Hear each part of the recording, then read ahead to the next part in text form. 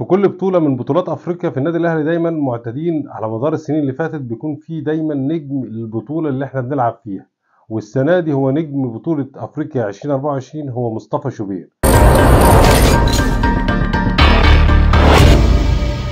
السلام عليكم أصدقائي وصديقاتي، أهلا وسهلا بكم وحلقة جديدة من حلقات برنامجكم في التسعين. الأهلي يفوز على سيمبا لأول مرة في تاريخه على استاد تنزانيا، ونجم المباراة هو مصطفى شوبير. مصطفى شوبير في دور المجموعات تصدى ل5 تصديات في غانا، وتصدى ل5 تصديات في الجزائر، وتصدى ل4 تصديات امام يانج افريكان. كده طبعا ضمنوا التاهل من دور المجموعات. مصطفى شوبير النهارده في المباراه اللي فاتت اقل حاجه تصدى لاكثر من 20 تصدي، فده بنسبه كبيره هو سر نجاح النادي الاهلي. هتكلم على الاهلي بشكل عام واقول لك ان الاهلي قدر يحقق فوز تاريخي على سيمبا في ارض ملعبها في تنزانيا، وده طبعا لاول مره في تاريخه. المدربين اللي قبل كده ما قدروش يحققوا ولا فوز على سيمبا في ارض ملعبهم. جه كولر تعادل مره وفاز المره اللي احنا فيها دي، فده شيء تاريخي بالنسبه لكولر.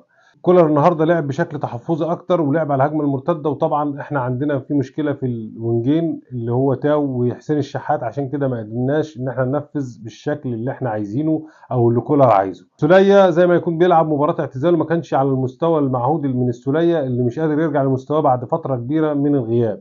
اتكلم على كوكا واقول لك ان كوكا واحد من نجوم المباراه مع مصطفى شوبير، بالنسبه لتمريراته الطويله، بالنسبه لتمريراته القطريه، بالنسبه لاختراقاته، بالنسبه للدفاع بتاعه.